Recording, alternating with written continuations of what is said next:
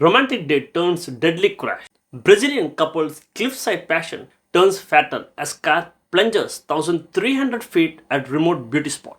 A late night romantic encounter turned into a horrifying tragedy when a couple's car plunged 1,300 feet off a cliff in Brazil, killing both occupants. The incident occurred in the early hours of Monday in Venda Nova do Imigrante, a scenic town in the state of Espírito Santo. Join us as we take a deep dive into this story on the AI podcast. Welcome, curious minds, to The Deep Dive. Today we're looking into, well, a really tragic event out of Brazil. Definitely grabbed headlines, but when you start to peel back the layers of the sources, some incredibly stark details emerge.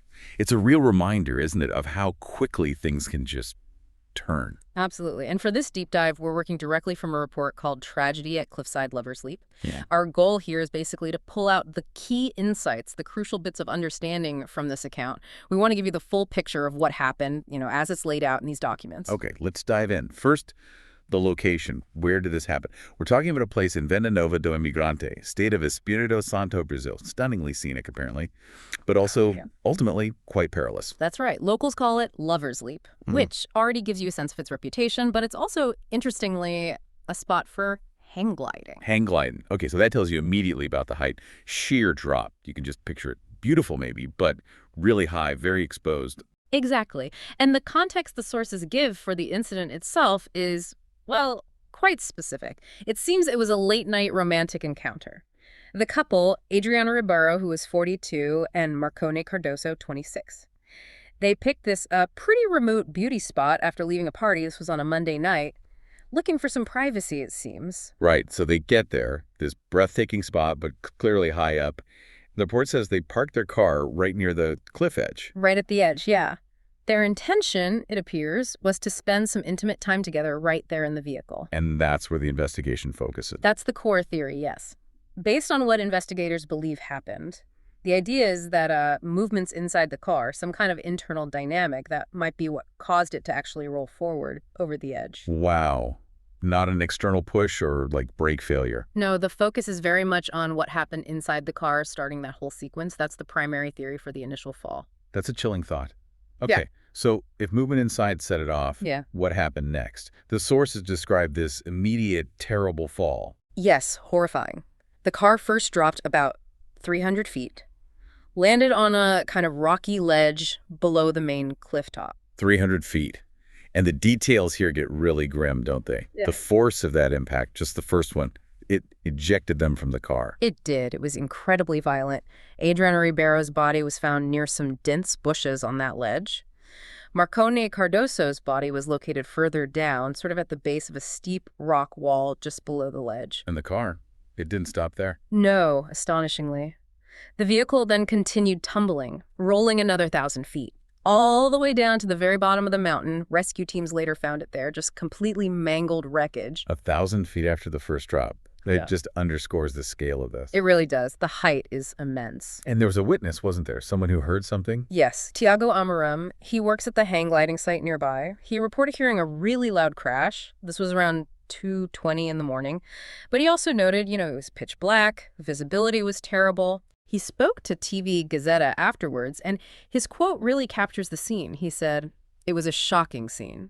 The car was destroyed, turned into a piece of paper. The height is very big." Turned into a piece of paper. Wow. And you can imagine this created a nightmare scenario for the rescuers. Firefighters who were involved explicitly mentioned the extreme challenges. Getting to the victims, retrieving them. The terrain was incredibly steep, very dense vegetation, made access extremely difficult, almost impossible in places. Yeah, I can only imagine. Beyond just the mechanics of the accident, though, there are the personal stories. These were real people. Absolutely. Very much so. We learned that Adriana and Marcone, they'd only been a couple for about 6 months. Only 6 months. Yeah. And Marcone Cardoso's brother, he shared some details that are quite poignant, really. He explained that the couple had actually just dropped him off at his home after the party. Then they went out alone, just the two of them, towards the cliff. And his brother added, and I'm quoting here, he had worked all weekend, hadn't seen her for 4 days, and they went out together. It just paints this picture, doesn't it? A couple wanting some time alone after being busy. It does. Very human. And Adriana Ribeiro, She was a divorced mother, had 2 children, tragically leaves behind a young son and a young daughter. Oh, that's heartbreaking. And Marcone Cardoso also had family depending on him. He was a father, too, had a 4-year-old from a previous relationship. And his former partner, the child's mother, she described him on social media after this happened as the love of her life.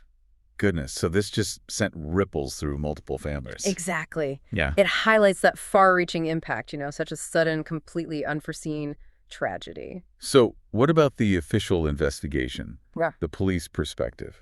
Well, the Espírito Santo Civil Police launched their investigation very quickly. Yeah. And the police chief, Alberto Perez, he's been quite clear on their findings so far. Okay. He has confirmed that they've definitively ruled out any foul play. No crime suspected. Right. His direct quote was, "What we have today is this. They were at a party, stopped there to make out a bit before heading home, and unfortunately, these events happened." So the evidence, as they've presented it, strongly points towards a tragic accident. And a tragic accident. But they're still investigating just the exact circumstances. That's right.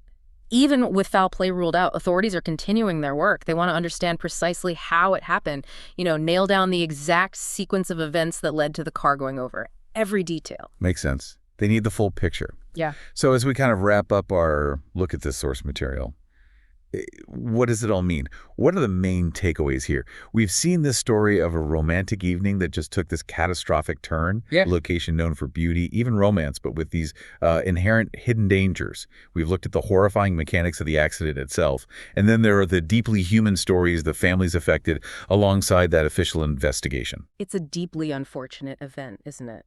And born from what seemed like such ordinary circumstances, going out after a party, seeking privacy. Yeah. And it really does raise, I think, an important question for you, for the listener. When we think about risks, especially in places we might see as safe or maybe just familiar, what are those subtle factors? What are the things we might overlook that could just completely change our understanding of safety of chance? Sort of challenges us, doesn't it, to think about that really thin line sometimes between the everyday, the ordinary, and something truly tragically extraordinary. Okay, how this plunge happened? Did passion lead to tragedy for this couple at the Brazilian cliffside? What do you think on this? Comment it. Thanks.